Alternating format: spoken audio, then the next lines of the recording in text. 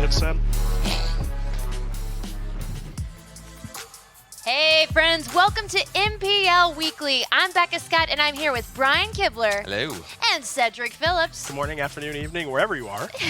And we are starting this very cool new show, which is going to cover all of the notable matches for the MPL this week. That's the Magic Pro League. We're going to go through a featured match. We're going to show you highlights. And we're going to show you who is going to be in this new format that we're talking about. So, yeah, there it is. We have 4 divisions of 8 players each. And in these next 5 weeks, we're going to do bracket head-to-head play. At the end of these 5 weeks, 1 player from each of those 4 divisions is going to get a bye to be in the top 16 of the upcoming Arena Mythic Championship.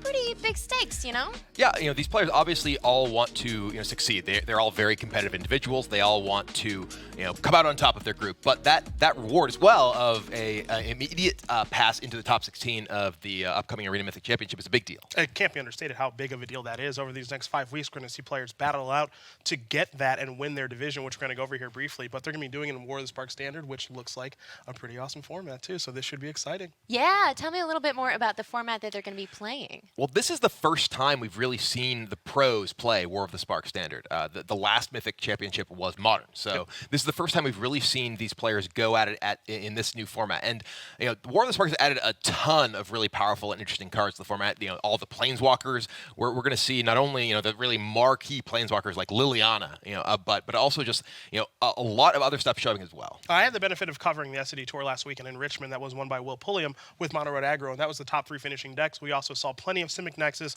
plenty of Esper strategies, both control and mid-range. So this format offers a lot of diversity, and we're in the early stages of it. That was just week 1. So a lot could change, especially when these great players, all 31 of them, which we'll get to in a minute, get their hands on this format. And it's worth noting, if you have only previous perhaps tuned into the Mythic Invitational, we're playing sort of traditional standard with 2 out of 3 with sideboards here. So you're going to see a lot of sort of different things you might have seen at that event. And players will have the ability between weeks to change out their decks as they like, which is interesting. So let's see who's in these divisions. We've got the Emerald, the Pearl, the Ruby, and the Sapphire. Do you guys want to jump around and tell me some players that you've been following? I mean, I know you guys follow all these careers, but who are you excited about? Boy, this is a who's who of Magic players right here. I mean, if I'm just picking one from each group, it's hard not to take a look at Seth Manfield, who is a Hall of Famer, a former world champion, a Pro Tour champion. At such a young age, he's accomplished so much. You go to Pearl, Javier Dominguez, your reigning world champion, who actually just top-8 Mythic Championship 2 in London, so he's on a good streak.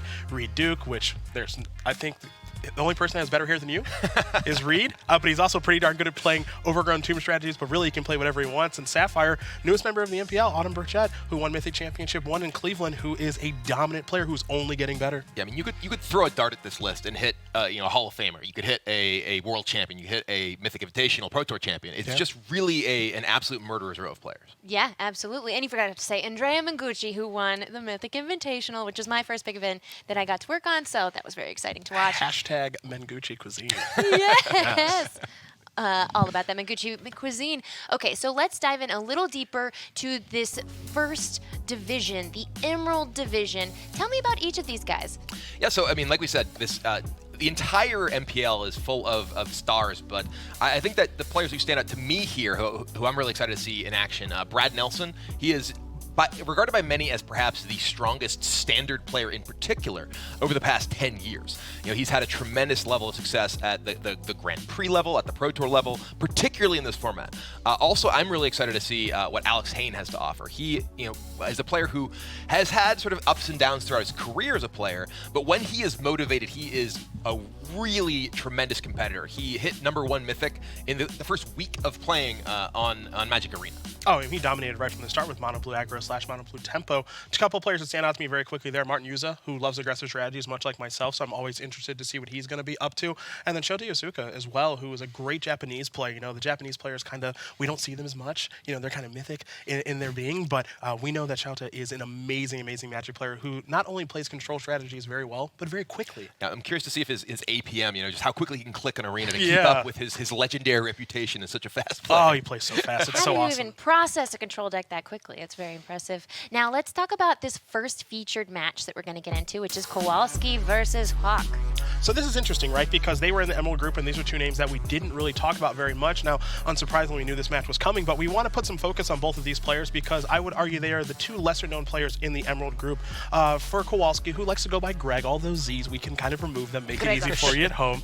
We appreciate it. Yeah, absolutely, we do. World's 2018 runner-up is the most notable accomplishment, so that's very, very recent for him. Pretty recent to the competitive scene back in 2006, that big top finish. And then for Christian Hauck, a German player, he started in 1996, but got started late in competitive play. His most notable recent accomplishment is his Pro Tour top 8 at Pro Tour Ixalan with Teamer Energy. So these players, I would say, again, as far as the Emerald group is concerned, Brian, lesser known from the players that we just talked about, but no slouches in their own right. Yeah, I mean, both these players had tremendous results to get into the MPL in the first place. However, being an underdog in a field like this, which is, as we mentioned a number of times, comprised so heavily of world champions, Pro Tour Mythic champions, it's really no slouch at all. Yeah. So they don't let just anybody in, is what you're saying? No, not quite. Okay, got it. All right, let's take a look at Kowalski's deck. This Dimir Control. Yeah, so this is probably one of the more interesting decks in this field. A lot of the decks that we have seen have largely been decks that we might have seen in previous metagames that just kind of slot in a couple new cards. This is probably the deck in the field with the most cards from War of the Spark. And we see two of the key cards listed up at the top, Liliana Dreadhorde General and God Eternal Kefnet. This deck looks to generally use cheap spot removal to remove the opponent's board and then get its own offensive plan going with Kefnet and then the zombies from Liliana. Yeah, to note here also with this deck is there's plenty of new cards, as you mentioned, Brian, but Planeswalkers are going to play a pretty big role here. You see a copy of Ugin the Affable. We've already mentioned the Liliana Dreadhorde General, and a card that has certainly impressed many recently across many formats, including Standard, is Narset Parter of Veils and the ability to really accrue card advantage and have that static text really play a role in things. You throw in God Eternal Kefnet and some oldies but goodies that we know are good, like Thought Eraser and Vraska's Contempt, and you're looking at what is a pretty good deck that's going to go through the paces over these 5 weeks, and I think only improve in the format. Yeah, and that static text is what's really interesting about these new sets. Now we have Hauck here. If I may, since it is an aggressive white deck, if I may, right up your wheelhouse. If I may slot in here, I played Mono White in the Mythic Invitational in PAX East. Didn't have the blue splash. I mean, I won a match. I'd like to talk about it. Yeah, we could talk about it all day, actually. But at that tournament, there was really no reason to splash blue because it was only best of 1. We're talking best of 3 now, which means sideboards are very important. And that's actually where this deck really kind of gets itself an advantage. Obviously, you're an aggressive strategy. You can win game 1, especially if you're on the play against anybody. But it's those sideboard cards that we'll get to and why the blue splash is here. That's really notable with your Dovins, Vetoes, and such. But at the end of the day, Brian, this is the tried and true strategy. We've seen aggressive decks forever, and this is just another one of them. It is, and I think that the way that this matchup will go is perhaps defined largely by the fact that Kowalski is playing blue-black rather than Esper. Yes, huge. The fact that he does not have access to Kaya's Wrath is a very big deal. We saw many times throughout the Mythic Invitational, players who are playing Azorius aggro, or Mono White aggro. Yes, you generally build up a board of small creatures, but those small creatures get really big. Yep. And without Kaya's Wrath, you really can't kill multiple big creatures very well. You have Cry of the Carnarium to sweep off the early creatures and maybe keep Legion's Landing under control, but if they are able to really get the snowball going, you don't really have a way to come back. And that's why, Becca and Brian, I think that Christian actually has an advantage in this matchup. Game 1, again, there's no Kaya's Wrath to really worry about. You're not finding also kind of fringy cards like Ritual of Soot or some sweepers like that, so you can just flood the battlefield, not have to really worry about anything. Sure, some spot removal may show up, and Enter the God Eternals, if that shows up, is obviously very good, but those sideboard counter spells that you're going to see are going to play a huge role in things, assuming that Christian does draw them. I think slightly advantaged in this matchup. I would agree. Well, I'm very excited to see it play out, so let's jump right into that gameplay and watch this match against Kowalski and Hauck. We will take a look at an opening hand here. This is for Greg, and he's looking at a hand that's got a Narset, a Thought Eraser, and Ugin. The 6-drop is a little bit slow, but being able to go discard spell into Planeswalker is obviously pretty good. And now we're looking at what is maybe a mulligan, Brian? Maybe? Yeah, this maybe it not. Looks like Hauck actually disagrees. It's an interesting hand because it does have Legion's Landing in it, right? You're playing a white aggressive deck. You have lots of cheap creatures, so you're very frequently going to end up with hands that have, say, 3 cheap threats alongside Legion's Landing, which you're looking to use to try and get that going as quickly as possible. Interestingly, Hauck chose to lead with the Sky Marcher Aspirant, and this opens up to get his Legion's Landing hit by a Thought Erasure if that's what Kowalski chooses to take. I am a little surprised by leading with this particular card because Legion's Landing is so important, not only against Esper control, but blue-based control decks in general, like this Dimir one, because there will be games where you just get to a longer game, and now not having that resource to go to a longer game is going to play a role in things. A 3-drop there, the Draw Step and Banalish Marshal, not ideal. Law Rune Enforcer, which is a new card from War of the Spark, is also not ideal in this particular matchup because there aren't really a lot of creatures to tap. Yeah, though there is, at least in this matchup, a bit of a creature-based defense for Kowalski. He does have those God Eternal Kefnets, so if that's going to be needed for him to defend himself, the Law Rune Enforcer can get him by that. I do think that in particular, the Law Rune Enforcer is an interesting addition to this deck because sometimes the white deck does sort of run into problems of a blocking creature that just is oversized compared to what it has.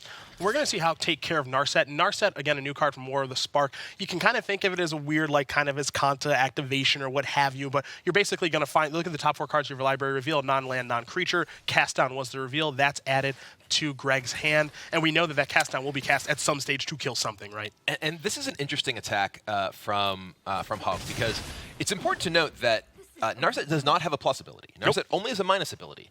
And the static ability of Narset, being your opponents can't draw more than 1 card per turn, doesn't do anything to the Azorius aggro deck. So Hauck recognizes that. He's like, all right, I'm just going to leave this Narset in play. There's no reason for me to waste the 1 damage killing it, and gets in that single additional point to the face. And when you are playing a white aggressive strategy, like Hauck is doing, you know that you have no reach. There are no lightning bolts or any other type of burn spells here, so you're going to have to deal all 20 points through combat, which is what Hauck is looking to try to do here. And it's going to be a really uphill battle at this point. He's still only just found his 2nd land, and he doesn't have much of a board presence at all. 3 power in play, and Greg looking to decide, okay, do I want to use my removal here? Do I want to spend my mana on this Chemister's Insight? And neither of these is super threatening, so yeah, he's just going to go ahead and take the damage and hold up that Chemister's Insight to try to dig to get that Ugin online, or perhaps find a mass removal spell in the form of Cry of the Carnarium. 2nd land's going to come down here after combat for Hauck, and he will play an Adanto Vanguard, a card that's generally pretty good against control decks, not ideal in the mirror and against red, so this is a good pairing for Adanto Vanguard. But if you are Kowalski, you have to be feeling pretty good about things. Yes, your opponent finally found a 2nd land, and yes, they have something to play, but you get to be reactive how you elect to be. So you want to play Vraska's Contempt and take care of the Vanguard? Sure. If you want to play Chemister's Insight, that's also an option. And now he has the ability to double spell by playing Thought Eraser and Cast Down in this turn. You got to be feeling good if you're Kowalski, Brian. And that's often a very important element of these control versus aggro matchups, is the ability to both deal with an opposing threat and advance your own game plan in some capacity. In this case, the discard effect from Thought Erasure, dealing with potential future threats. And this is actually an interesting decision here because there's a History of Benalia, a pair of Banalish Marshals, but he chooses to take the Vanguard because at the moment, that's the only card that Hauck actually has the mana to play.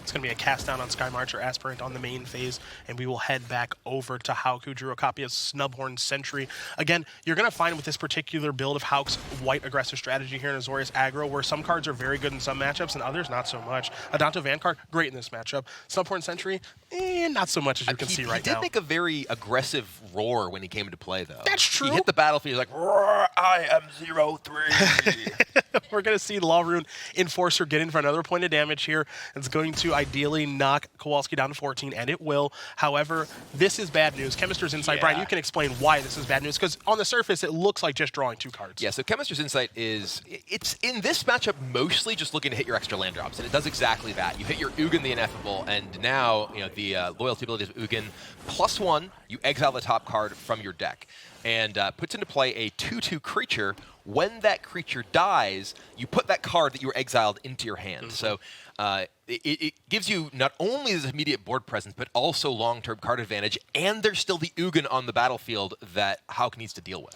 This is a lot of problems here for Hauck. 3rd land is very late to this game. You can see the options, right? History of Benalia, 2 copies of Banalish Marshal, 2 Venerated Loxodons. All these are playable, only 1 at a time, obviously, but all these are cards that are playable. But can Hauck catch up in this situation because he's so far behind, and we can already see in Kowalski's hand a copy of Enter the God Eternals, which is going to be tough to come back from too. And this, we were talking about how we felt like from a structural perspective, Hauck likely had a small advantage in the matchup, but that is based on his ability to get in the board quickly and actually use his buff effects. In this game, Kowalski has been able to deal with everything individually because Hauck just hasn't had the mana to deploy enough threats. And when you get to play Enter the God Eternals on the token that comes off of a History of Benalia, you are just swinging the game in an enormous fashion that's very hard to come back from. And we cannot forget about the Chemist's Insight that's in the graveyard that is ready to be jump-started as well in case things do get a little bit dicey. Narset did a nice job in the early stages of this game, bridging the gap, making sure that Kowalski had some things to do in the mid-game. Now we're working ourselves towards the late game, and this is where Dimir control deck can really start to take over. It reminds you of Esper control from the Mythic Invitational. These Dimir-based control decks, be it Esper, be it Dimir itself, once we get into this stage of things, it's pretty smooth sailing. Boom. Yep, there goes the token. There comes a 4/4 army. And now, there's a pair of those. I actually don't remember what creature type comes off of Ugin now. We'll call them 2/2 creature. Just two faceless, nameless unbeatables. That works for me. Now the sub-game. Will the Snubhorn get angry? Ooh. Is it almost He time? was already angry. We heard That's when true. he came The into roar. play. The roar, that's right. He was already angry. He was already, making it very clear what he was all about. Well, but 9 now, permanents now, up to 10. Yeah, and this is a pretty big deal because, as we mentioned, once Hauck is actually able to get to the point where his board becomes big, suddenly this is difficult for Kowalski to deal with. Yeah. And this is one of the very powerful things about these white aggressive decks is the ability to just sort of explode in the board with Venerated Loxodon, making everything so powerful. I mean, think about how that last turn started. We saw an 0-3. We saw Law Rune first that was a 1-2, and then we had a 2/2 History of Benalia token. Now we're looking at 3/4, 5/5, 4/4, 5/5, 4/4. That's a world of difference, especially when your deck does not have a sweeper like Kaya's Wrath. And we see Narset number 2 come down. Going to go ahead and replace that first one. They've been kind of hanging out for a while. And going to meditate and prepare, as Narset says. Vraska's Contempt is the reveal there off of the Narset, which is totally fine. But again, without a sweeper having to pick and choose with the removal spells, this allows these big Crusade effects and History of Benalia going to Chapter 3 and Venerated Loxodon to actually allow maybe Hauck to get back into this game. Mm-hmm. There is still the Ugin the Ineffable in play, and there's the minus ability we have not seen used yet that can destroy a target permanent. That's one or more colors. Well, white's a color. You can kill any of these on the board with the Banalish Marshal, Venerated Loxodon. I would expect if we see an Ugin minus, it will hit Banalish Marshal because it represents the most damage on the board. That is, in fact, what happens. You nailed it. You nailed it. Still got it. Never lost it. Adato Vanguard is the draw step here. History of Benalia is going to go to Chapter 3, which means Knights are going to get +2/+1. That's just going to affect the History of Benalia token. Now it's a 5/4, potentially a 6/5 if Banalish Marshal comes down before combat. You're going to see Hauck think here a little bit, not sure exactly how he wants to start this turn. Yeah, it's a tough turn because that Vraska's Contempt, we see the little eyeball in it. That was revealed from the Narset minus ability. So Hauck is aware that there's a removal effect. So if the Banalish Marshal does come down, it is potentially at risk of being killed by Vraska's Contempt, which can mess up all the combat math. But crucially, that Law Rune Enforcer, that can possibly just tap down the army. And then these are just attacking into 2/2 creatures instead of a 4/4 and a pair of 2/2s. There is also the interesting dynamic that, well, do you want to kill these 2/2s if you're not attacking for a huge amount of damage? Because when these die, those cards go to Kowalski's hand. And that could give him enough resources to be able to deal with the rest of your board. This is a difficult decision for the German player, as our first match is really starting to shape up nicely here on MPL Weekly. Banalish Marshal pre-combat is where we are going to start. That means other creatures you control will get +1/+1, assuming this does resolve. There is an unknown card there. We know it's Thought Eraser, just like you do at home. But Christian does get that to resolve. Kowalski still has the ability to respond in the attack step with Vraska's Contempt, maybe cast the Chemist's Insight. We'll see how combat will go. But things are getting a little bit interesting in this game. It felt like it would be a runaway there for Kowalski. It really did. And there, the Law Rune Enforcer here, crucially, the ability is keyed off of the converted mana cost of the card. Okay. So because that army is a token creature, it has a converted mana cost of 0. So Law Rune Enforcer can be used to tap it, despite it being a big creature. And looks like he's actually just choosing to attack Ugin with everything. So mapping out, okay, well, how will this combat go if I send this in? He decides that Ugin is the most important thing to deal with. And I can't disagree, considering the impact that can have on the board if the game continues. And now, but there's the interesting situation of, Kowalski can choose to sort of value block on the the Larun Enforcer with either double blocking with his face down cards. Again, I don't know what to call them. His Ugin, I want to say manifest, but they're not actually manifest. They're not actually manifest. They feel like they're manifest, but they're not actually manifest. This is a very complicated attack for Hauck here. He keeps going back and forth about exactly where everything is going. It does seem like the priority is to remove that Ugin, but Narset does represent an additional dig through Kowalski's deck to find more resources. Does decide ultimately to send in every creature attacking Ugin. Well, now It looks like Ugin, I think we just saw, okay. I briefly thought we just saw pass to damage and it was Ugin dying, but we're not there that doesn't yet. make any sense. No. We have to tender some blocks to be sure here. It looks like Zombie Army is going to get in front of Larun Enforcer, and these Ugin nameless, faceless monsters are going to be doing some blocking as well. Wouldn't be surprised to see Banalish Marshal exiled before combat, but it's actually going to be Venerated Loxodon that'll get exiled, by Vraska's Contempt. So Kowalski will gain a little bit of life. We're going to see some exchanges. Some cards will move all around. Yeah, this keeps Ugin alive. Yep, which is notable. Both of these cards go to the hand. One of them is Enter the God Eternals, and that can remove the Banalish Marshal. We're going to see another tick down from Narset.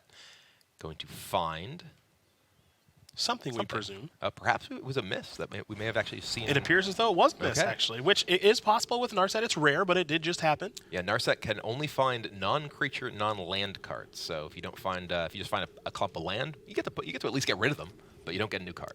And you will see a Thought Eraser here. That's going to take care of the Venerated Loxodon. Surveil. Looks like it's going to leave Tyrant Scorn on top of the deck. We know that. We see the Enter the God Eternals.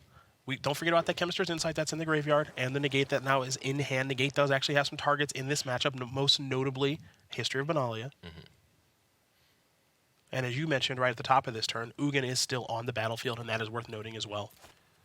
Here is Enter the God Eternals, powerful new card from War of the Spark. It's going to deal 4, it'll gain 4, it'll mill 4, and of course we'll put 4 counters on an army. So now that's an 8/8 army, Brian, and that's a lot for a white aggressive deck to deal with. It's really big, and now Hauck needs to deal with that army to get through with any of these creatures on the ground.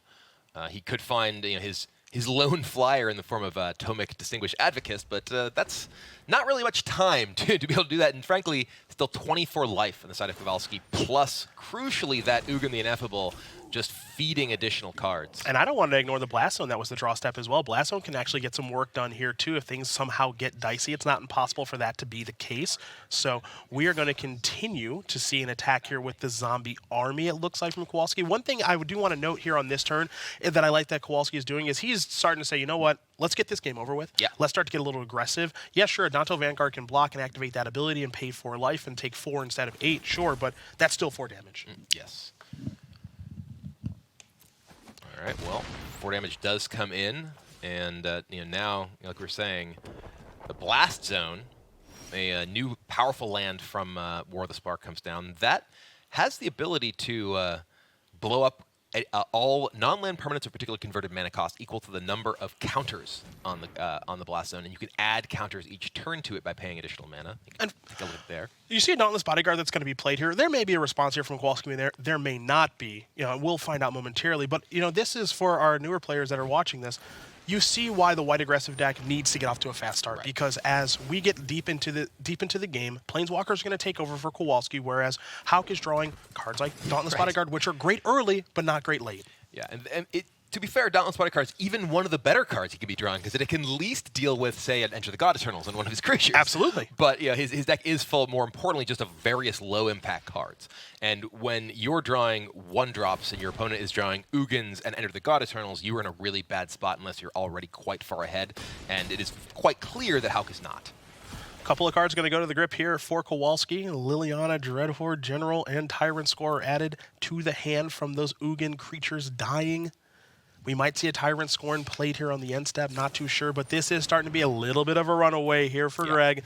You got to like his positioning. Again, the Chemist's Insight that's been in the graveyard for so long, he hasn't even needed to jumpstart because the advantage has been so good. And we might actually see the very powerful Black Planeswalker enter the battlefield here momentarily. Yeah, Liliana, Dreadhorde General is the kind of card that does end games very quickly when she comes down. Able to force Hauck to sacrifice creatures. Probably not going to happen now, considering it would force Greg to sacrifice his own army at the moment, but can at least just tick up and continue to create zombies. And it will be a 2/2 zombie that does enter the battlefield. It's a 3-0 Planeswalker advantage. Hallowed Fountain, last I checked, is not a Planeswalker. There it is. That's the concession. And we did say, we felt like Hauck had a bit of an edge in the matchup, but that's why we play the games. The slow start there from Hauck was definitely a problem for him. But now we go to the sideboards. Again, for those who may have only tuned in previously during the Mythic Invitational, we are now playing sort of more traditional best 2 out of 3. These players are going to continue playing the same decks and now are able to swap cards in and out of their sideboard to improve their matchup. And we see some pretty key cards coming in there for Hauck. I like Hauck being able to bring in Dovin's Veto. 3 of those, 2 copies of Disdainful Stroke, pardon me, a Teferi Time Raveler, and a Johnny's as well. Conclave Tribunal, not ideal in the matchup. Law Rune Enforcer doesn't have a lot to tap. So these swaps are actually going to be pretty clean and pretty easy. This is going to allow Hauck to still play a very nice, aggressive early game, but as we get into the later stages of the game, also be able to situate himself pretty nicely there as well, unlike in that previous game. And I would say that the most important cards he's bringing in are the Dovin's Vetoes and the Disdainful Strokes. Absolutely. It gives him the ability to interact with the big sort of haymaker plays like Ugin and Enter the God Eternals that we saw really swing that last game around. Now, what you're going to find here on this side, however, at least it appears as much, is that pardon me, Greg doesn't have a lot of great cards to bring in. He's considering cards like Duress. Now, yes, Hauck is bringing in spells, but there are plenty of opportunities for Duress to be quite bad in these games because he's kind of, in a way, we like to call it pre-sideboard. It already has a lot of his removal and good cards main deck. Yeah, I do like the Duresses, considering he knows specifically that Hauck does have 5 copies of counter spells in the sideboard. It's important to note these players do have access to each other's deck lists going into this. They know the matchup, they know the sideboards, so they have the information about what they're going to need to prepare for going into the sideboard games. I do want to note something, by the way. I was backwards in my Law Rune Enforcer. It's actually 2 or greater. It actually can't tap the token. On the converted mana cost. So, on the converted mana cost. So it's actually totally useless against all those. On that board. But anyway, getting into this game, those Law Rune Enforcers are gone for good reason.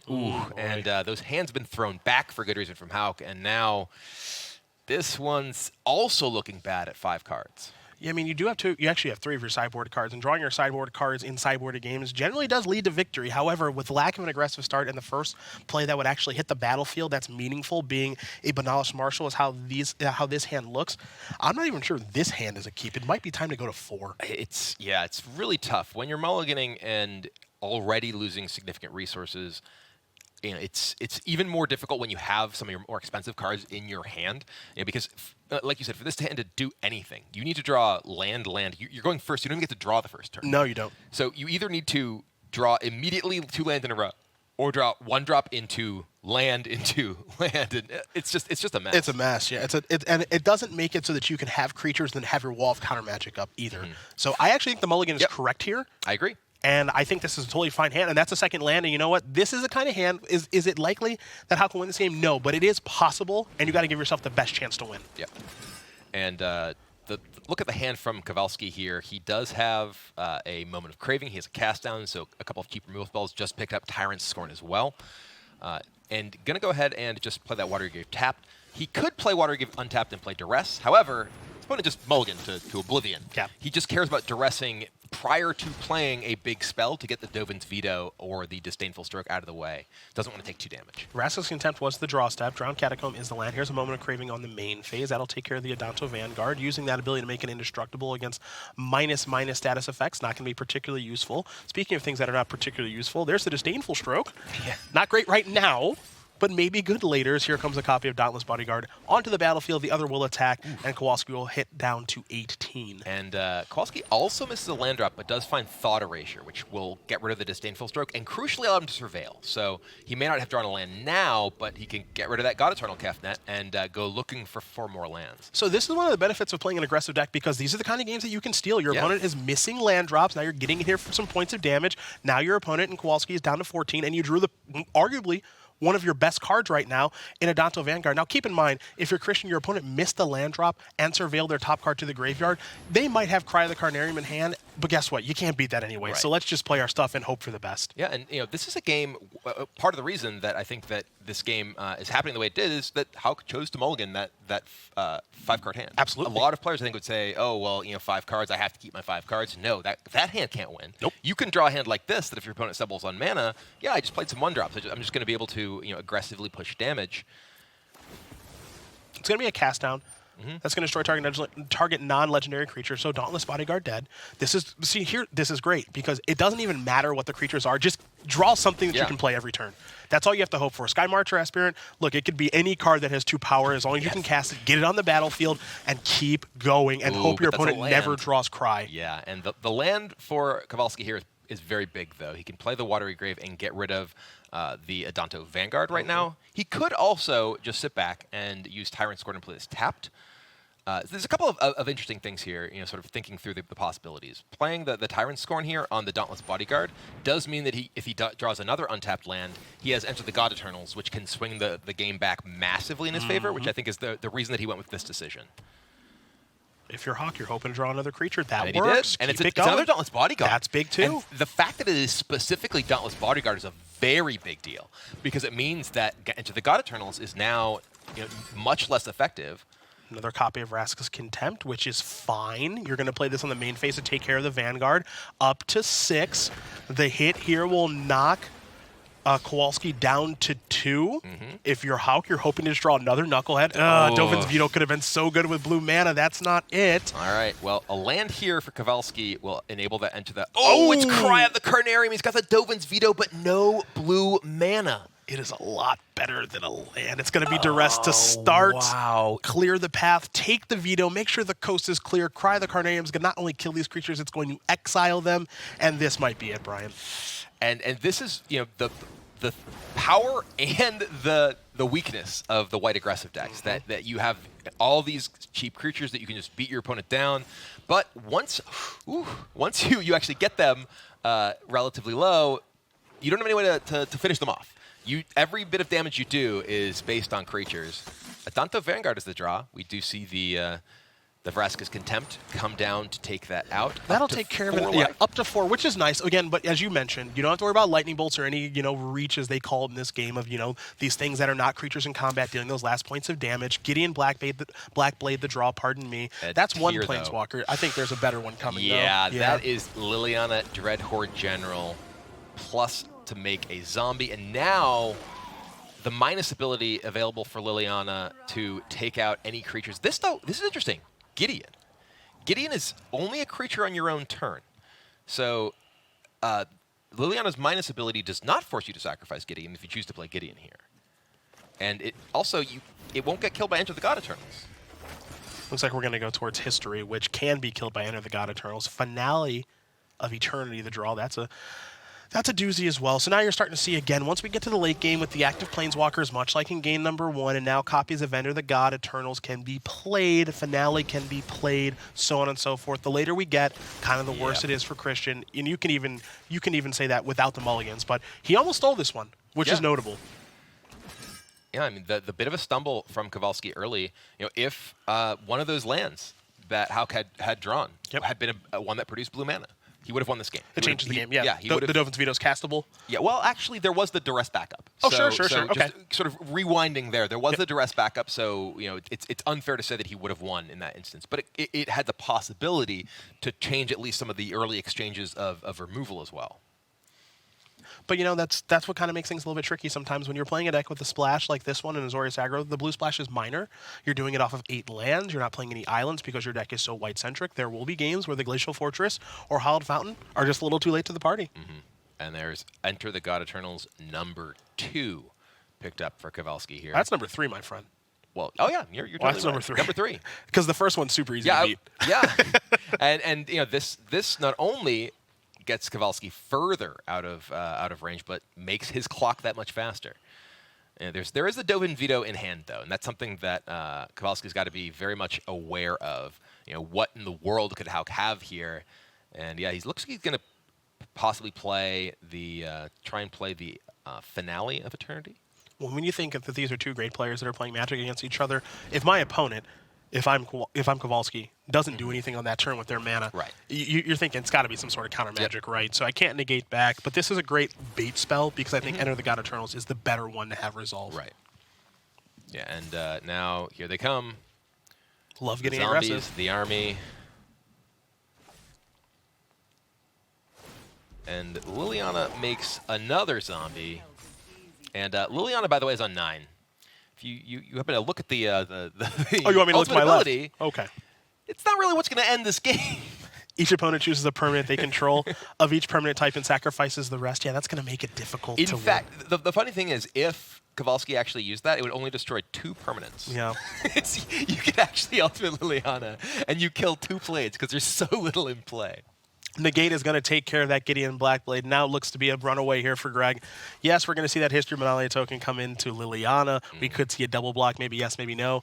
We will find out here momentarily. But this is a game and this is a match what we can say was really settled early on with the stumbles in mana here, unfortunately for Christian Hauck. I think the matchup is good traditionally, but sometimes things don't work out great. And sometimes your opponent draws not 1, not 2, not 3. All 4 of the God Eternals. But all 4 of that brand new War of the Spark Dimir sorcery. I mean, it has a lot of 4s on it, right? It so does. It makes sense that you draw 4 of them. And yeah, that the second one, though, that is going to be enough for Hauck to press that concede button. And it will be Grzegorz Kowalski who wins our very first broadcast game of the Magic Pro League. If we take all of those Z's in his name, can we make a W? Because that's what he just got. He got his first W here. Oh, yeah, he got that win. That was incredible. Oh, that Enter the God Eternals card is such a beautiful card. I keep wanting to say God's Eternal, too. Yeah, so. it feels right. But they both roll off the tongue, One God, many gods. We all get 4 it. of the we gods. all know. All 4 copies are very powerful against white aggro decks, for sure. All right, so let's hop on over to the Emerald standings and see what else we're going to see.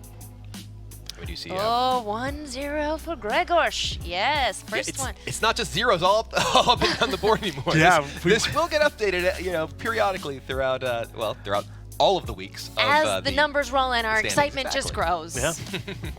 Oh, but those 3 mulligans that Hauck had to do were so painful to watch. They were, but as we were saying, it was actually that game was actually still close. Yeah. Right. And specifically, I do want to give Hauck credit for his choice to mulligan that 5-card hand. He did get within a single attack. His opponent was at 2 life, and that was starting with 4 cards. Whew. And it was understanding, okay, well, this is what my deck does. This hand, despite having more cards than mulliganed to, it doesn't do that. And he mulliganed into a hand that was at least serviceable. And if Ehrlich's hand hadn't been quite as good, it would have gotten away with it. And that's part of the reason that I think Brian and I both felt that Hauck was kind of favored in the matchup. You saw how close that was on 4 cards. Right. Imagine if he's keeping 7-card hands and his blue sources are showing up on time and his counter magic is interacting the way that he wants it to. Now, again, as Brian did mention, that's why we play the games. If we're doing it just on deck lists, this would be way less fun for you to watch and way less fun for us to play. It's just arbiter. Yeah, it's just, you win. We're done. Next match. Just Iron Chef magic. Absolutely. We're just and the winner is decreed. This show would be off the air very quickly. But, as those games played again, I think if they play that maybe, 10 times, Hauck might win 7 or 8 times, but in that one particular instance, things break Greg's way, which, great for him. He's on the board. Absolutely. All right, well, we're going to take a quick break, and then we're going to come back for more matches, and we're going to take a look at Manfield versus Hain. Stay tuned.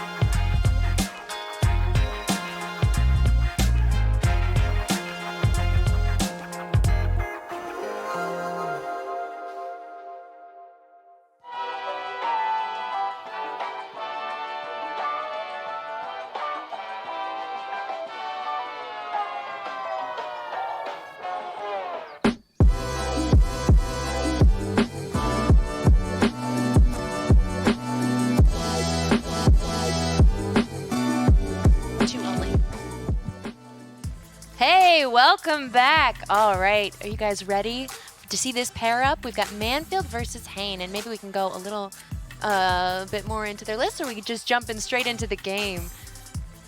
All right. Either one works for me. I mean, I just want to watch some Magic. I want to watch some Magic too. Players, so. All right, so that mono red and an Esper mid is what we're about to see. What do you guys think about that matchup? So generally, Esper mid, depending on the build of the deck, is very favored against mono red. But it also depends on how you want to go about building your deck. So if you have a lot of copies of Enter the God Eternals, as we saw in our last match, and other things that interact with mono red and gain life, you're doing totally fine. Some players elect to be a little bit lower to the ground. Some players elect to play a lot of copies of Teferi Time Raveler, a new one for More of the Spark, which has a lot of implications across a lot of matchups. But mono red can finish games pretty quickly because that's what mono red does do a really, really nice job of, and it's those 4-mana spells that can certainly play a role in things like Chandra and Experimental Frenzy, and you're going to find Frenzy and Chandra in this deck list. Yeah, Chandra Fire Artisan is a new card from War of the Spark that has shown up quite a bit in aggressive red lists, sometimes replacing some number of Experimental Frenzy, sometimes replacing it entirely. One of the key things about Chandra is that it gives you access to a card advantage engine that is not vulnerable to Mortify. Mortify giving the Esper decks a way to get rid of your Experimental Frenzy is a very big deal. Sometimes you pay your 4 mana, they kill your Frenzy, and oh, well, that's terrible. I don't get to do anything. But of course, the Mortify doesn't affect a Planeswalker. Exactly. Right. So you can keep your Chandra doesn't give you the same explosive potential for card advantage, but it does give you this ongoing source of an additional card every turn that in the control matchups in particular can just be enough to get you over the edge. And what's fun is if you punch her, she punches you right back. She does not take well to being messed with. No, she doesn't like to be sassed. The play experience against Chandra is a lot to handle once that thing starts getting up to 6 and maybe even 7 counters to threaten the ultimate. Very, very powerful Planeswalker from War of the Spark. What I like about this is a less experienced driver can still crush with it, which I've been playing this deck, and I love it very, very much. Because you just kill them before they get anything out. So now let's look at this Esper mid-range from Alexander Hain. We have the Time Raveler there, as you guys were mentioning. Key cards to know. Now, we see key cards Thief of Sanity and Seraph of the Scales. Thief of Sanity is an amazing card in this format. If you're in the Esper mid-range mirror, you're against Esper Control, Civic Nexus, other mid-range decks, you'll notice I did not say mono red because it dies to Shock and every other card in the deck. However, if Thief of Sanity does live and gets a hit in, it actually can take control of the game. So that's a key thing to keep in mind. Seraph of the Scales is a card that many don't like in Esper mid-range, but there are matchups where it's good, and this is certainly one of them. So that could certainly play a role in this as well. I don't want to forget about Sorin, Vengeful Bloodlord, given the fact that it does do the lifelink thing, and then the interaction in the early stages of the game. Because mono red is so fast, keep your eyes on these 2-mana spells, Hero of Precinct 1, Thought Eraser, and Tyrant Scorn, all 4 ofs, which means that Hain can interact in the early stages of the game. And Brian, lastly, you did mention Mortify, which can kill Experimental Frenzy. 2 Frenzies over for there for Seth versus 4 Mortifies here for Alexander, so Chandra could be huge. And I do want to point out that Esper midrange isn't a deck we saw a ton of in the previous metagame. It got a lot of action from War of the Spark. We see just there's the Tyrant Scorn, Sorin Bloodlord. We see a lot of the kind of weaker cards getting filtered out. Previously, a lot of people were playing like Discovery Dispersal, which is just sort of 2 mana, I guess, maybe make a 1/1. You don't really have graveyard synergies, so Surveil isn't that good. But with just so many more multicolor cards being added with War of the Spark, there's just a lot more powerful ways, like Teferi Time Raveler, for instance, to activate your Hero of Precinct 1 and really get that token generation going while actually playing powerful cards. We can't really forget about that. And it's really important that I think you mentioned that. Cards like Discovery Dispersal and Basilica Bellhaunt were main deck cards, and those cards are just kind of weak. Yeah, they're just kind of weak cards. Basilica Bellhaunt, a great sideboard card in a matchup like this, but a main deck card, it can be bad in a lot of matchups. You talked about Teferi, we saw Enter the God, Eternals, Tyrant Scorn, all of these new multicolored cards that work really, really well with Hero of Precinct 1 that can have effects across many, many different matchups. Wyatt Darby, Pro Tour Dominaria champion, was really the person that kind of got the ball rolling with this deck on Magic Arena a couple of seasons ago, had a lot of success with it early in the format, but as players started to figure out the format, it tailed off very quickly. It might be back now and better than ever. We're going to have to find out. Well, we'll have to watch right now. So we're going to see Manfield versus Hain, and we're jumping into a highlight that is going straight to game 2. Manfield is already up by 1 game. So let's see what happens here. One thing I absolutely adore about Seth is his ability to just play any deck. His range is very, very wide. Some players like to play mid-range decks, some players like control decks. Seth, as he always says, he will play whatever he feels is the best deck. In this instance, he feels like it's mono red, and Yetu Lava Runner is a great place to start. It is, and with Seth, it looks like he's on the play here. it's very important. No, Hain on the play because he's down. My brain just broke for a second. I was That's like, Seth's okay. on the play. I'm like, no, that's the arrow, wrong way. And he literally just, as Hain plays the second land. But the fact that Seth, he is playing mono red against a deck that, looking at Hain's hand, kind of makes him feel like he's on the draw anyway, because all these spells cost 3, 4, and 5, whereas Seth is able to get in the board 1, 2 right away, and now it's going to be a Teferi Time Raveler, the first play for Alexander Hain. He's going to go ahead and just use the minus ability to bounce that Runaway Steamkin, and crucially, gets an extra card, just slows down Seth Manfield is the most important element of what this is doing. Yeah, this ends up being actually a pretty nice start here for both players. Teferi is going to come down. It's going to bounce Runaway Steamkin. Runaway Steamkin's going to be replayed pre-combat. Now we might see Wizard's Lightning. We might see Light Up the Stage. We're going to see him finish off the Teferi. And then this might just be it for the turn. So Hallowed Fountain is actually a pretty crucial draw here. It's land number 4. However, Brian, it is not Black Source number 2. Yeah, and that's really important for the ability to actually cast the Vraska's Contempt. There is a Seraph of the Scales that Hain could have chosen to play here if he had chosen to take the damage. And Seraph of the Scales is a pretty decent way to try and slow down some of this aggression. Even if it does die, you end up getting the afterlife tokens. But the choice for Hain is to allow Seth to make his plays and hold up the Mortify to take out the Steamkin. Mortify is going to take out the 2/2 Steamkin. The 1/1 Steamkin that was played pre-combat will still be hanging around. Gitu Lava Runner should get a point of damage in here, and then we might see a Light Up the Stage post-combat. For those of you watching at home, you're probably very familiar with the Mono Red strategy. It's so very popular on Arena in both Best of 1 and Best of 3. It's still quite good in Best of 3. And a card you don't see oftentimes in main deck Best of 1 Mono Red is Lava Coil. Brian mentioned that Seraph of the Scales. Lava Coil might be targeting that very soon. It's also pretty powerful against Enter the God Eternals. Very Enter true. the God Eternals is, a very powerful card to swing the game in large part against aggressive decks because it creates that 4/4 army. And if you get Enter the God Eternals on one of your creatures, you don't have a 4 damage removal spell like Lava Coil. It can just absolutely brick wall the ground. Here is Seraph of the Scales right now. This is a card that can brick wall the ground. 4/3 flyer, can gain vigilance, can do so much. When it dies, Afterlife, 2 spirit tokens, but that's when it dies, not when it gets exiled. So we might see Seth with a Wizard's Lightning here on the end step. It's only going to be 1 mana because of the Gitu Lava Runner. And these are the kind of exchanges where on power level, Brian, Hain's deck is more powerful. Look at all the rares and mythics in hand versus the commons and uncommons, but sometimes it's not always about power level. Right, and most of what makes Mono Red powerful is efficiency. You get to get on the ground quickly. Your cards may not be pound for pound quite as impactful as those of your Esper opponent, but when you get to actually play all your cards, well, they have a handful of things they haven't been able to cast yet. It really ends up being a very big deal.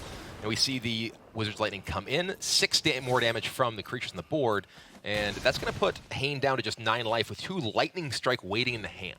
Isolated Chapel's a huge draw. That's Black Source number 2. That land is untapped. It means he doesn't have to take damage to play it. And now we're going to see an Enter the God Eternals, though we could see an interesting exchange here. I'll let you talk about it. So this is an interesting spot because there is the opportunity for Seth Manfield to activate his Runaway Steamkin to gain mana and Lightning Strike itself. So by doing that, he ends up removing the target for Enter the God Eternals. So none of the effects, because there are 2 targets. There's target player. So I actually was just thinking for a second. I was thinking this was going to work. Yeah, but I think Seth might think this is going to work. I think he thinks it's going to work because I initially thought it was going to work, and then I realized it was a second target. Now hang on, let's see how this all unfolds here. Because there's a target player, so this you don't gain the life is the thing. Okay. So by lightning striking it, you do still get the 4/4. Gotcha. And I was processing this kind of in real time because I haven't really thought about this before. No, I was thinking this thing. I thought the lightning strike was going to blow him out completely, right. No, but it was 2 not. targets So does what matter. happens is because the Ender the God Eternals does not actually deal damage, you don't gain 4 life. So you actually exchange your lightning strike effectively for doing 1 more damage than the lightning strike would do to your opponent by preventing them from gaining 4 life. You don't prevent them from actually getting the army though. The 4/4 army that you did mention got killed by a top deck Lava Coil. I do have a Lava Coil. Gia 2, Lava Runner got to come in for 2, so let's update the game here for you. Yes, see Hain with all of these cards in hand. We see Sorin, Vengeful Bloodlord. He's considering casting Dovin's Veto, Vraska's Contempt, Mortify. Again, these cards are all incredibly powerful, but he can only really play one of them right now, so he's going to go with Sorin. He'll tick it up, deals 1 damage to target creature or planeswalker, and going to gain a little bit of life. For Manfield, it's a Lightning Strike and a Mountain with a 2/2 Gia 2 Lava Runner on the battlefield. So things are starting to swing Hain's way. This is very important draw step here for Seth Manfield. To note, that Hallowed Fountain entered the battlefield untapped so that Hain can keep up Dovin's veto. Now we head back over to Seth. Mountain, not the best draw. Yeah, that's not going to be a possibly game-ending draw for Seth Manfield here. The untapped Hallowed Fountain absolutely screams Dovin's veto. Yes. There's definitely something up. So Manfield knows he can't just cast his Lightning Strike into possible counter magic. The Thought Erasure is a very interesting hit for Hain. Going to go ahead and use the Sorin to bring back the Hero of Precinct 1 first.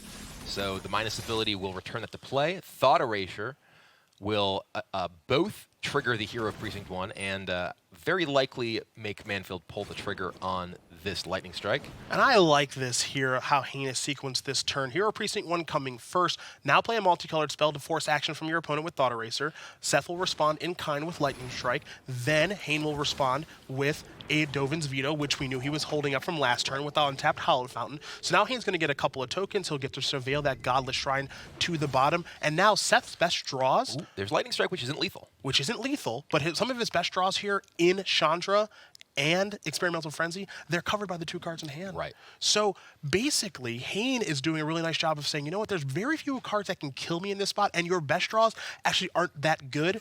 Hain, a great player. Seth, also great as well, but Hain is doing a nice job of turning the corner in this game. Yeah, and crucially, Hain does have the Sorin Vengeful Bloodlord right now. So this block, his creatures only have lifelink on his own turn with the passive ability of Sorin, so this block will not gain him life.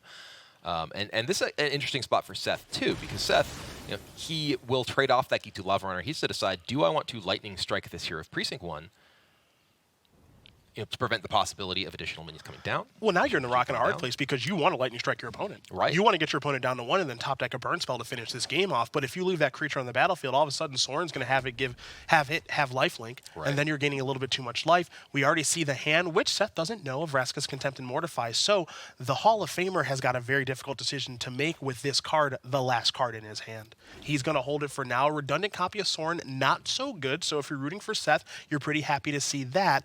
We'll see where this turn starts here, however, for Alexander Hain. He's going to start by attacking, and now will Seth pull the trigger on this Lightning Strike? Well, so if Seth Lightning Strikes now, and say he Lightning Strikes the hero, then, he's in a similar position to the previous turn where, he could just killed it on his own turn. But if he chose to, say, take the damage to the face, he couldn't even draw a 3-damage burn spell because of the +1 of Sorin.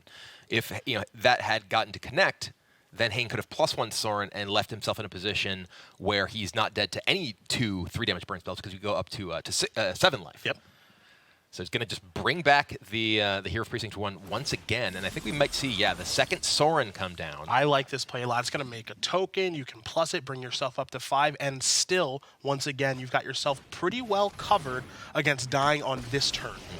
And we were talking during the overview of the match when we were discussing the deck lists, how Esper midrange has become much more powerful thanks to just there being more powerful multicolored cards. Well, Sorin is certainly among them. Yes, absolutely. This game, maybe that was a Basilica Blood Hunt in the world where you were playing without War of the Spark, but this Sorin has just done so much work at creating just such a complicated situation for Manfield to get out of. Frankly, Manfield absolutely needs to draw one of his card advantage generators like Experimental Frenzy or Chandra to have really any hope of getting back into this game against Sorin. Well, it's those 4-mana spells that are actually going to allow him to keep up. However, again, you see Hero the Mortify, you see the Vraska's Contempt. That's going to be the problem where if he draws one of these cards, the impact is just not going to be that great. And every burn spell that he draws, naturally, if you're a red player, you want to be sending those upstairs. But however, he's got to keep targeting these creatures. And that means that Sorin is going to be able to keep getting them back. And now Seth Manfield is in a rock and a hard place. And Tyrant Sorin is not going to make things any easier. Yeah, and we just see the incredible synergy between Sorin and Hero of Precinct 1. Not only does it give you just this incredible value from the hero itself, as well as the tokens that it generates by giving them all lifelink, so you're just getting out of range against the burn deck. But also, you just keep bringing Hero back. Yep. So Sorin and Hero is sort of like this combination of army in a can, and that you just keep opening new cans whenever one runs out.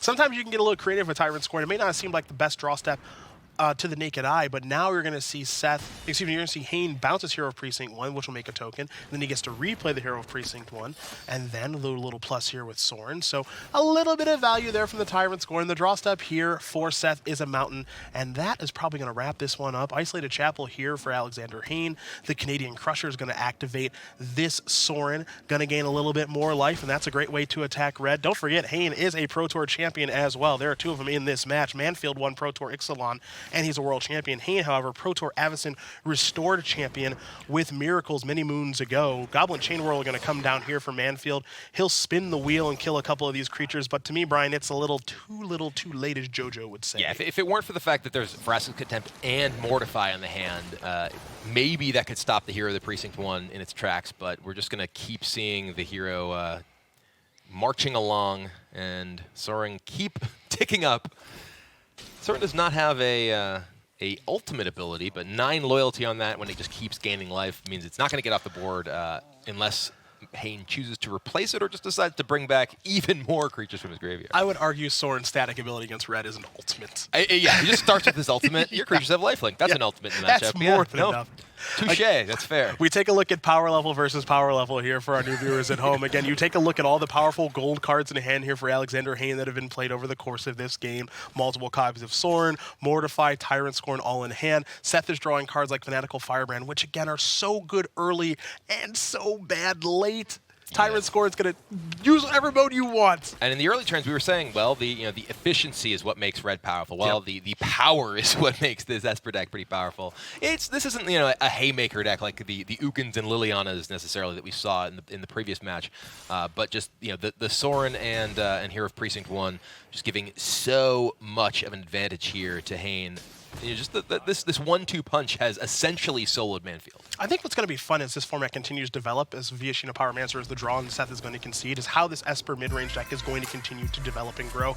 It's obviously powerful. We do know that, and we will find out soon enough. You're seeing victory Seth Manfield. That's because the third game actually went to Manfield because we were watching game 2 there, which Hain ran away with that Esper mid-range, but Manfield took it in the end. So Manfield is moving on, and we have one more game we want to talk about, but first I just gotta say that combination of Soren Vengeful Bloodlord along with the Hero of Precinct 1, it's so exciting to watch those cards work together. They're just so beautiful.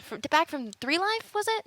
I think he got all the way down to 4. I think he got as low as 4 at that stage because the lightning strike wasn't going to be 4 against the lightning strike. Yeah. No, that's obviously a great spot to be in if you're Seth Manfield. But Soren's effect over the course of the game. You think of Basilica Bellhaunt, which was a card in that deck, and you mentioned it over the course of that game. That card has immediate impact. 3/4, you discard. I gain 3 life. Right? That's powerful, no question. But a Lava Coil kills that, and we keep playing. If you imagine those cards being Basilica Bellhaunt, I wouldn't be surprised if Seth won that game. It's that long-lasting effect of Soren that had such a huge impact. One of the really big things about the Esper mid-range deck, and one of the reasons we sort of saw it fall off in the previous metagame, is it is so reliant on Hero of Precinct 1. Yes, absolutely. Its Hero of Precinct 1 is obviously extremely powerful card when you have it supported by so many quality multicolor spells, but when it dies, now all these things they're just what they are. Yep. But Soren, we saw that same Hero of Precinct 1. She was not giving up. She was like, I am going to be the hero no matter how many lives it takes me. Yep. And Soren's like, come back to me. They work very well in combination, as you mentioned, Becca. The best of friends. All right, now our final game we're going to take a look at. We're not going to see any gameplay, but we will go over who won and what their decks were. We have Nelson versus Nass. So Brad Nelson and Matthew Nass, 2 great players. Do you want to go over their stats here, You want me to talk about Magic? Because I can talk about Magic. Brad Nelson, one of the best standard players of all time. For my money, the best standard player of all time. His results are outrageous in this format, and he can do it with anything. He doesn't like playing control strategies. He doesn't really like to play very aggressive strategies either. He lives in the mid-range. However, he's playing Azorius aggro here. We saw a little bit earlier Christian Hauck, this white-blue aggressive deck. I know he and his brother Corey Baumeister love playing this strategy. And notable here, Brian, there are actually main deck cards that use blue mana into Fairy Time Raveler, which can give you a leg up in a lot of matchups, including this one in Esper Control that Matt Nass is playing. Yeah, one of the situations there where you can frequently run into some trouble against a lot of different decks is playing mono white. You only really have Conclave Tribunal as a way to actually interact with permanents. Fairy Time Raveler gives you that, but not only does it have that sort of bounce effect that it gives you, but the the lockout effect of your opponent only be able to cast spells when they can cast a sorcery. That means there's no holding up mana during your turn to interact with your creatures,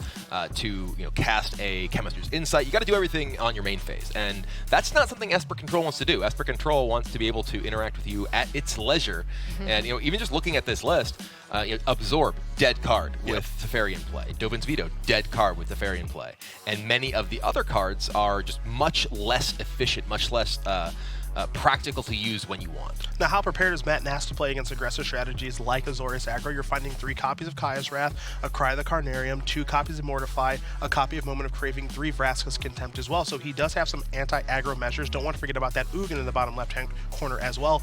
But for those of you that watched the Mythic Invitational PAX East back at the end of March, these Esper decks, they were loaded up with removal to beat mono red and mono white strategies. You saw 4 Kaya's Wrath, you saw multiple copies of Cry, and you saw a ton more spot removal. The format is different, and sideboarding does change things as well. So you see he's got to diversify his threat base and his answer base a little bit more. Yeah, also worth noting, though, that sideboarding does give the Azorius Aggro deck a lot more options. Huge, we saw the Dovin's Vetoes, and we saw the Disdainful Strokes that Christian Hauck had in his sideboard.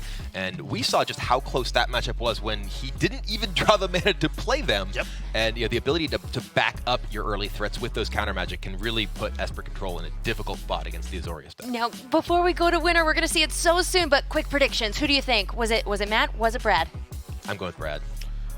For 2 reasons. Put you on the spot. Okay, you go first. You go first. One, I think that the counter magic in the deck has a ton to do with your ability to stop your opponent from being able to really take control of the game like they really need to. And 2, it actually already said so in the matchup screen.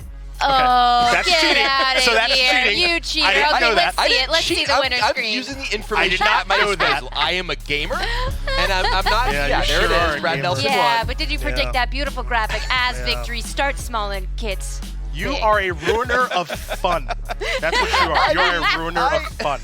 Look, I was going to pick Brad Nelson. I'm going to tell you why. For as many times as I get the opportunity to do this, and I don't know how many times it's going to be, I'll say this every time that I do it. Brad Nelson is the best standard player in the world. That's some serious pen taps right there. Brad is. I have had the fortune of working with Brad for tournaments in the past, and he is such a hard worker.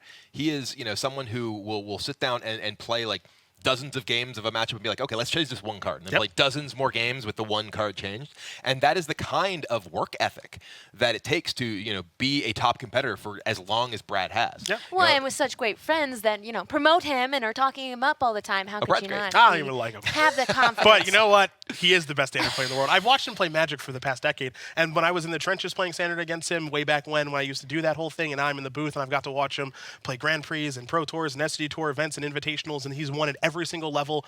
And he's gone close to undefeated in standard Grand Prix. I think at Grand Prix Denver a couple of years ago. And if you're looking for I need to try to change 3 or 4 different cards like you mentioned and test it for hours, that's the guy.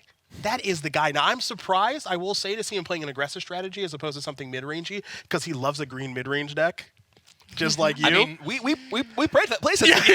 Oh, nice. But if he likes this aggressive strategy, that's worth noting. Yeah. If he's doing this, he thinks this is the best thing to be doing. I'm not surprised to see him win. Excellent. All right, well, let's take a look at the Emerald standings overall and see who did well in this first week. So looks like the ones we saw, and one more. Oh, we're still waiting for Shota and Martin. Yeah, there are still some matches that are outstanding. Not all of the competitors have necessarily had time to get their matches in throughout this week, just due to scheduling issues and such. And also, we're screen capturing these people who are all over the world, which is super cool that these players are playing from everywhere. I mean, these are great starts for some of these players. You see Brad's already off to a great start. Greg as well. What's going to be fun as we go through each of these kind of groups, Emerald here in front of us, is lesser known players strikes you as a negative term, but that's the reality of the situation. Kowalski and Hauck are the lesser known players in this group. Right. So it's going to be a lot of fun to watch how they end up doing throughout this group. They want to make a name for themselves. Christian Hauck has actually been very vocal about that, is he knows that players see him as maybe the worst player in the group. Who knows? Someone's got to be the worst of the group, right? But he believes that he is one of the best in this group, and I can't wait to see him and Kowalski see how they are able to perform through here, because when you're going up against juggernauts like Nelson, Manfield, Shota, Martin, I mean, look at this group, man. Look at this group. I hope those. I hope feel those like players say do that great. about every group, though. That's We part are. of the whole nature of the Magic Pro League is that we are seeing the best of the best competing every single week. And, you gotta And next remember, week, we're too. going to see more matchups with these. Next week's Emerald Division, we're going to see yes. Seth Manfield versus Christian Hauck.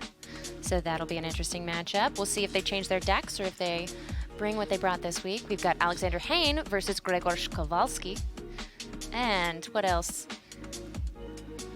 Brad Nelson. Brad versus Shota? Ooh, that is a matchup I'm excited to watch. Yeah, that's because going to be nice. Both of these players are very well known for their deck building, deck tuning. Shouta is someone who has over the years played tons of just crazy decks. I remember the Eternal Command deck he played in the Players Championship back in 2012, where he just absolutely dominated the modern portion of that event with a deck that was totally unlike anything else anyone else was playing in the event. And then our final matchup is Matthew Nass and Martin Juza.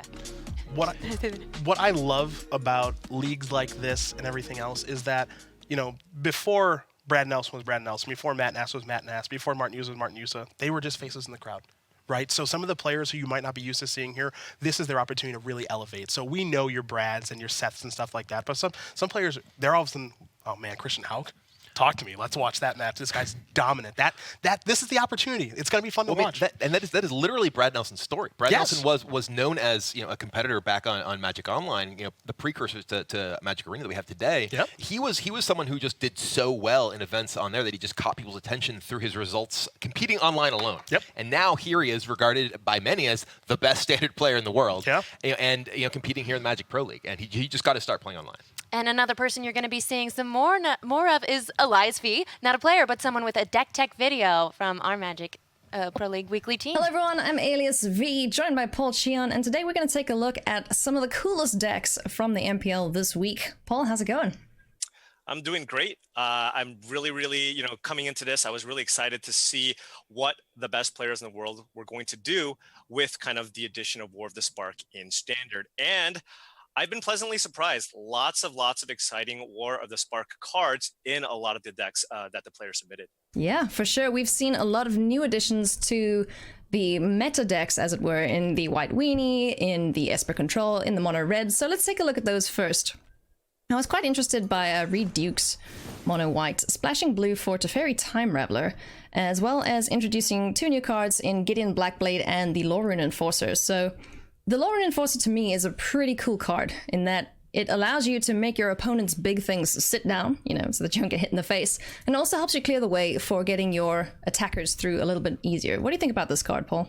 Yeah, I think the Lore Rune Enforcer is an excellent addition to the white aggressive strategies.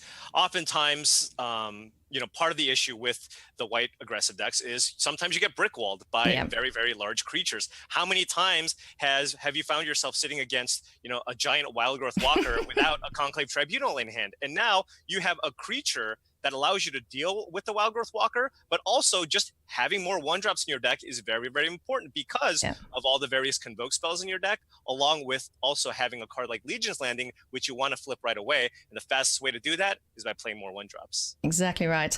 Now, Gideon Blackblade has made his way into the White Weenie deck in favor of, in most cases, Unbreakable Formation. What do you think is the pros and cons between him or a board-wide Indestructible?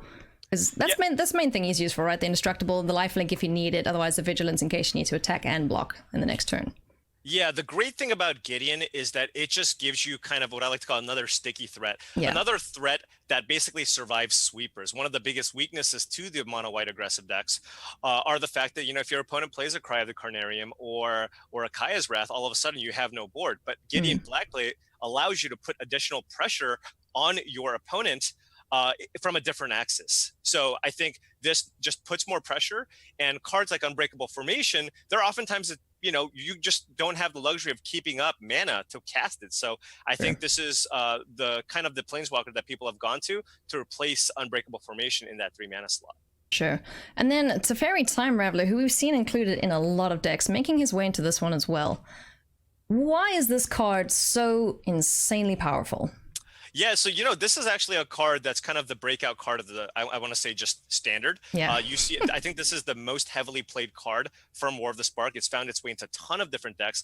And you know what? Honestly, I was a little surprised that even the white aggressive decks are playing this. But I mean, as you can see here on the screen, this just does so much. It's extremely versatile. For 3 mana on the -3 effect, it allows you to basically bounce any creature while drawing you a card. And that static is completely bonkers in any of the slower matchups in the format. Anytime you play against a deck with a bunch of instants, if you play against Esper Control or the Wilderness Reclamation deck, or just Simic Nexus of Fate deck, that static, casting your spells only on sorcery speed, is a huge game in those matchups. It's pretty darn powerful, and we've seen it in quite a few decks, as I mentioned, especially in the Esper Control deck. Let's take a look at some of the more spicy decks that we saw from the MPL this week. Grzegorz Kowalski and Yukihiro all submitted pretty cool lists that I don't think we've really seen in the meta so far. Let's take a look at Yukihiro's. Now, this is a Bant Proliferate list. I need to get that word right. It's a hard word. Proliferate. There we go. Now, what I really liked about this deck is there's a whole bunch of counters going on here. We've got the Pelt Collector, who obviously gains a 1/1 counter every time something with a higher power is on the battlefield. We've got the Chamber Sentry that you can make a 3/3 out of.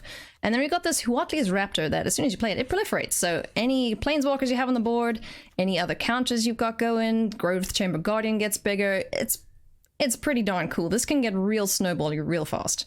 Yeah, I am a huge Ken Yukihiro fan. He always brings kind of the coolest decks to a tournament. There's oftentimes a little spice, something a little bit different that people aren't necessarily prepared for. Yeah. And coming into this, I mean, Chamber Sentry, without a way to actually get it back, he's just playing it as a way to just, a threat that has counters because he wants to take advantage of the proliferate on Huatli's Raptor. And, if you take a look at this deck, it's largely a white-green aggressive deck, but it's splashing blue for, again, Teferi Time Raveler. You see Teferi all over the place. It just makes it so that so many of your other matchups are kind of shored up just by having this card in your deck. And I will mention the turn 1 play of Pelt Collector into turn 2 Huatli's Raptor. That's my favorite interaction because turn 2, boom, you can attack him for 3. It's awesome. I really like this deck. And the one other thing I wanted to mention as well, Vivien, Champion of the Wilds, which allows you to cast creatures as though they had flash. So I had quite a few interesting matchups where I would flash in the Chamber Sentry and then immediately, just block her, and then the next turn I can ping you and make you dead, basically. Yeah. The 3-mana Planeswalkers from War of the Spark are really kind of the standout cards that have really kind of helped create new decks. I mean, Vivien, Champion of the Wilds, is extremely powerful. Being able to play all your cards at instant speed is super strong, which is why Teferi is incidentally also very strong because it shuts down your opponent's ability to play at instant speed. So not only does she give you that power, but on top of that, she's a card advantage engine as well. You just need to make sure that you're playing a ton of creatures, and Vivien is going to give you a lot of value. Oh yeah, let's take a look at the sideboard here. Again, the sideboard looks pretty standard for, control matchups. Baffling End, get rid of any threats like Steamkin or Chain Whirlers, another Teferi, and then Nissa as well, who is pretty darn powerful when she gets going. I got her in a draft, and I made a whole bunch of forests indestructible, and my opponent cried. No, they didn't actually cry. But yeah, she's just crazy. Extra top end there just to help you pummel your opponent. yeah, definitely. And the thing with Nissa too, keep in mind, you can also target non-forest. You can target any land, and you just create this non-stop stream of 3/3 creatures. Keep in mind, they have counters on them. You can proliferate onto these lands along with Nissa, and she's just another threat that's really difficult to deal with because you are kind of a creature-based deck. Sideboarding into counter magic and a few more Planeswalkers really helps shore up the control matchup. All right, thank you so much, Paul. Those are some of the decks to look out for in week 1 of the MPL Spark Split.